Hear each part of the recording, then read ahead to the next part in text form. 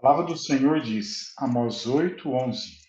Eis que vem dias, diz o Senhor Deus, em que enviarei fome sobre a terra, não de pão, nem sede de água, mas de ouvir as palavras do Senhor.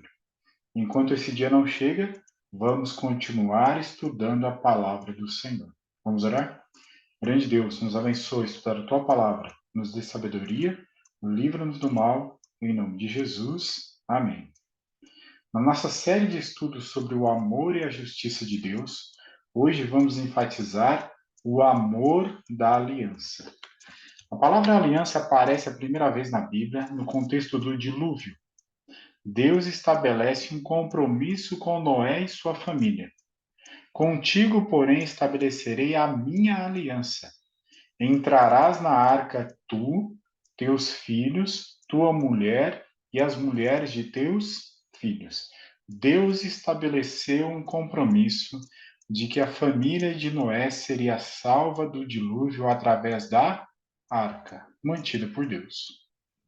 Hebreus 13 diz que essa aliança é eterna.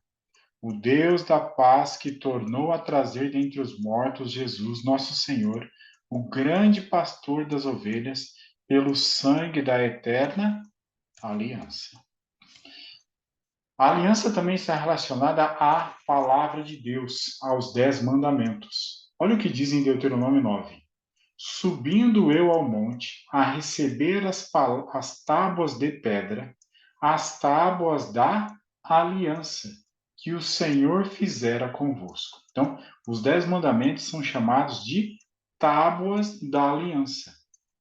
Hebreus 9 diz: Por isso mesmo, ele é o mediador da nova aliança. Então, a aliança também envolve um mediador. Quem é ele? Jesus Cristo.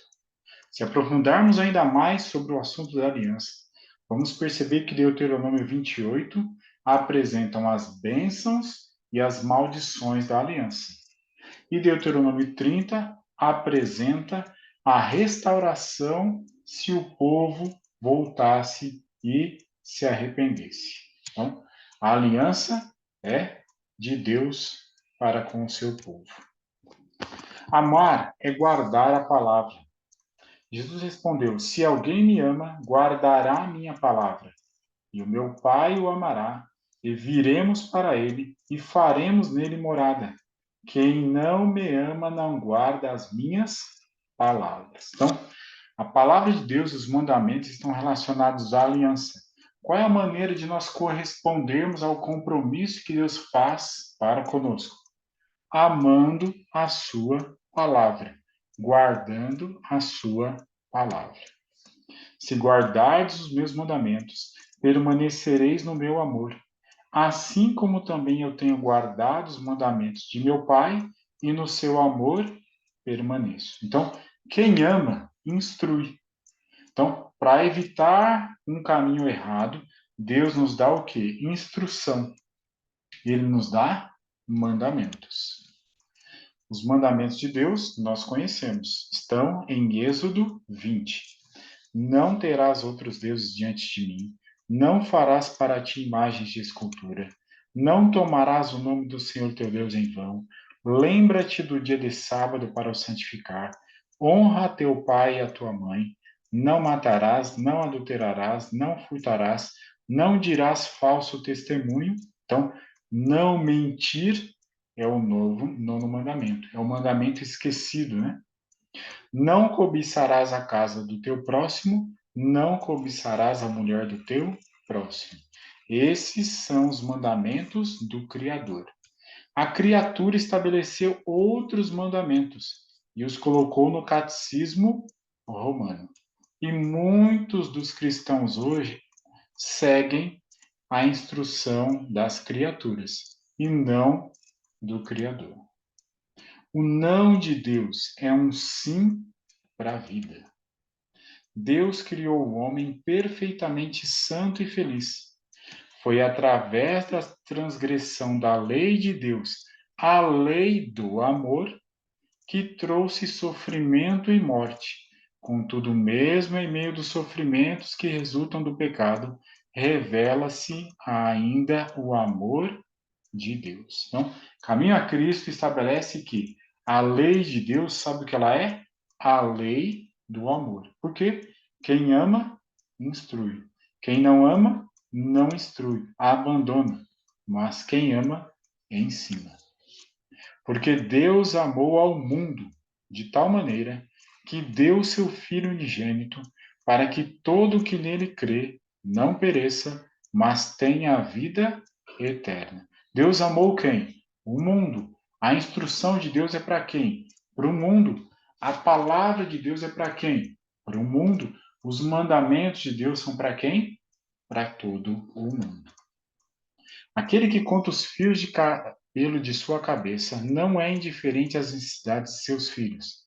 E entregue a ele todas as coisas que perturbam sua mente. Nada daquilo que de alguma forma diz respeito à nossa paz é pequeno demais para que ele perceba. Então, Deus se importa com cada um de nós. As relações entre Deus e cada pessoa são tão particulares e plenas que é como se não houvesse nenhuma outra por quem tivesse dado seu Filho amado. Em meio ao mundo que Deus ama, Deus vê a cada um de maneira individual e ele instrui. Ele instrui porque isso faz parte da sua aliança de amor. Sobreveio a lei para que avultasse a ofensa, mas onde abundou o pecado, superabundou a graça. Diz-lhes, tão certo como eu vivo, diz o Senhor Deus, não tenho prazer na morte do perverso, mas em que o perverso se converta do seu caminho e viva. Convertei-vos, convertei-vos dos vossos maus caminhos. Então, Deus ama a todos, inclusive o perverso, e quer que ele se converta. Deus nos aceita como estamos, mas não quer que permaneçamos dessa forma. Quer o quê? Conversão. O amor também envolve relacionamento. Nós precisamos corresponder a esse amor. E disse: Ó Senhor Deus de Israel, não há Deus como tu, nos céus e na terra, como tu que guardas a aliança e a misericórdia a teus servos que de todo o coração andam diante de ti. Então, para corresponder ao amor de Deus, nós devemos andar conforme a vontade de Deus. Aquele que tem os meus mandamentos e os guarda, esse é o que me ama. E aquele que me ama será amado por meu Pai. E eu também o amarei e me manifestarei a ele. Agora, vamos destacar duas parábolas do Evangelho de Mateus. Uma delas já vimos na semana passada, vamos relembrar e vamos adicionar mais uma parábola. O contexto: o amor de Deus precisa ser correspondido por nós. A parábola das bodas, que está em Mateus 22, fala que muitos são chamados, mas poucos são escolhidos. Ser escolhido envolve aceitar as condições do convite, ou seja, corresponder ao amor de Deus. A parábola das bodas, em Mateus 22, o rei é Deus o Pai. Ele vai fazer a festa de casamento de Deus o Filho, Jesus. Então ele envia para os primeiros convidados, são os judeus, mas eles não quiseram vir. Participaram e entregaram Jesus aos romanos, Jesus foi crucificado. Mas um novo convite é feito aos judeus, mas eles não se importaram. Então veio a destruição da cidade, conforme a parábola mostrava. No ano 70, a cidade foi incendiada, foi destruída pelos romanos. E aí vem um terceiro convite, e reuniu maus e bons para a festa de casamento do filho. A veste nupcial que era entregue para os convidados simboliza o caráter que precisa possuir todo aquele que há de ser considerado hóspede digno para as bodas. Nessa parábola, como na da grande ceia, são ilustrados o convite do Evangelho, sua rejeição pelo povo judeu e o convite da salvação para os gentios. Antes de sua vinda, o caráter da obra de cada um terá sido determinado. e a cada seguidor de Cristo o galardão será concedido segundo os seus atos. Somente as vestes que Cristo proveu podem habilitar-nos a aparecer na presença de Deus. Estas vestes de sua própria justiça, justiça de Cristo, Cristo dará a todos os que se arrependerem e crerem. Então, a maneira de correspondermos ao Deus da aliança é o quê? Nos arrependendo e adaptando a nossa vida à palavra de Deus, crendo na palavra de Deus. A segunda parábola que vamos destacar está em Mateus 18. Lá é apresentado um homem que devia 10.000 talentos para o rei. Um talento corresponde a 6.000 denários. 10.000 talentos, que é a dívida dele, corresponde a 60 milhões de denários. Para termos ideia, um denário é o que a pessoa recebia depois de um dia de trabalho. Então, esse homem, para pagar a dívida, precisava trabalhar 60 milhões de dias, ou seja, dívida impagável. Ele é perdoado pelo rei.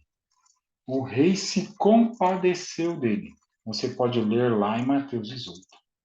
Ele sai da presença do rei e encontra um homem que deve para ele, que acaba de ser perdoado, 100 denários, ou seja, 100 dias de trabalho. E é possível pagar isso.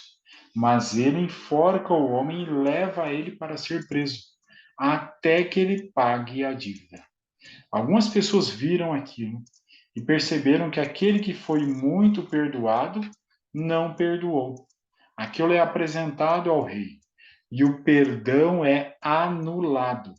Aquele homem é vendido, a esposa, os filhos e tudo que ele tem para pagar a dívida, que em algum momento foi perdoada, mas ela foi anulada. O perdão foi anulado.